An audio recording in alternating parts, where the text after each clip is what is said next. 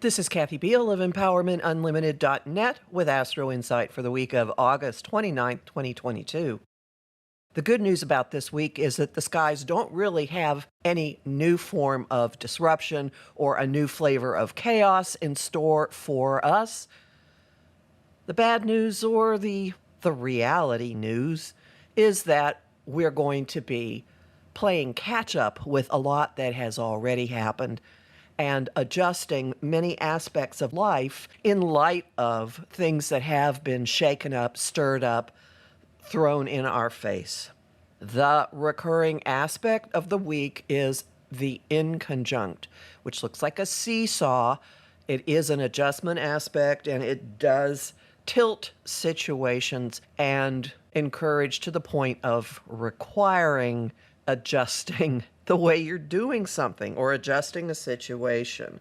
The first has to do with our own boundaries, our own ability to push ourselves forward, how healthy and discerning we're being. There's an inconjunct between the Sun in Virgo and Jupiter in Aries. That's on the 30th. You may be pushed slightly out of your comfort zone to do something that's really for your own good, which for a lot of people could be saying no, or I'm going to do this by myself. There is an adjustment in our hearts, in our desires, in what we have soaked up from other people. Venus in conjuncts Neptune on the 31st. This could be incredibly dreamy. Venus and Neptune are both influences of creativity and inspiration and love. This could cause us to change the lenses we're using to view something. This could cause forgiving somebody, letting somebody off the hook, looking at a situation in a more compassionate way. And you might find that fantasy or illusion comes to light and you change your desires or your expectations for a relationship.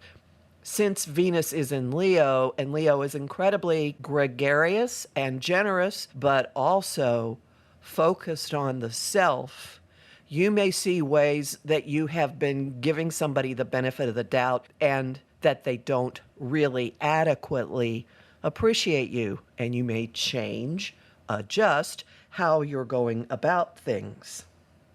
And in fact, it's pretty certain you will change and adjust how you're going about things because Venus has a second inconjunct this week with her other partner, which is Pluto. Venus and Pluto are the conscious and the deeper unconscious, human and greater will influences of desire, which then can become obsession or control on the Pluto end, and of money and values, which can be enormous on the Pluto end. When Venus and Pluto make contacts, triangulation has a way of rearing its not always welcome head. And you may see, again, because Venus is in Leo, which does like an audience, which likes attention, which likes to be acknowledged and recognized and appreciated, you may find yourself becoming aware of something that you have been attached to that maybe isn't treating you right. Note a theme? Maybe. This isn't going to be quiet. No, not at all.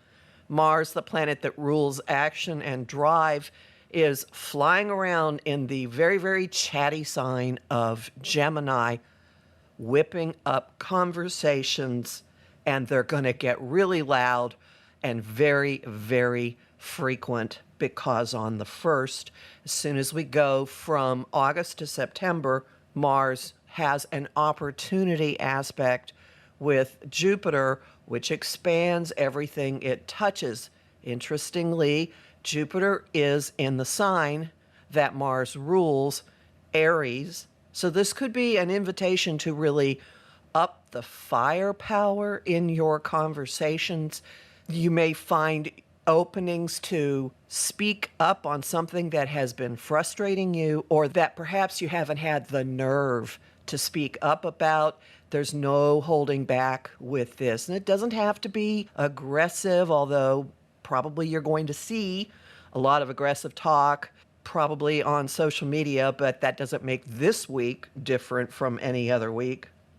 Look at it more for the potentials and the benefits that it offers you, the human, walking around this world. And the culmination of everything that I have been talking about is that you have lots of incentive to calibrate what you want, to calibrate arrangements, to calibrate relationships, and whatever you get in exchange for your sense of value, and to speak openly, boldly, bravely about it, get information about things, finally maybe have some conversations that have been floating around in your head that you haven't had, here's that word again, the nerve to actually voice. Clearing the air, getting information you need, getting answers you need, doesn't have to be scary, doesn't have to be assaultive, doesn't have to be aggressive, could be extraordinarily helpful. Now, you may not be able to actually implement and work with everything that you get. Mercury, which rules all of this flying around, Mercury, the cosmic messenger, in the sign of Libra, relationships, playing nice, is opposing Jupiter. And probably this is going to put the brakes on the more assaultive, assertive possibilities in this. And it encourages standing back and actually looking at the flurry of data and conversations and messages and whatever, papers, texts, you name it, and just looking at them. Not even knowing what to do with them, simply looking at them, taking them in. The influence, the openings to finally do something with all of that come at the end of the week when Venus on the 4th moves out of Leo and into Virgo, where she will be for almost the entire month of September. This shifts our social mode from high energy and wanting interaction to a far more discriminating approach to everything. Venus in Virgo can be extremely selective, extremely picky, definitely aware of boundaries, proper boundaries, healthy choices. Virgo offers an analytical, reason-driven approach to everything, from our interactions to how we run our schedules in our daily life, to cleaning things up and reorganizing and generally looking at everything from a perspective of how it could be better. Many people are going to tell you that Venus is not happy in the sign of Virgo, and she is a little bit of a fuss budget here. However, she does give us access to Earth Mother energy here.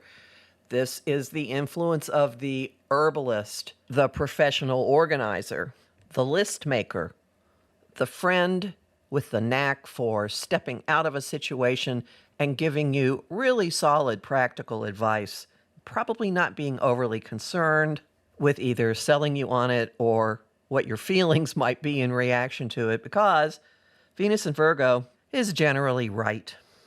So the arc of this week is lots of adjustments in response to so much that we have been through, and then an atmosphere of, okay, let's clean things up and get them back in order.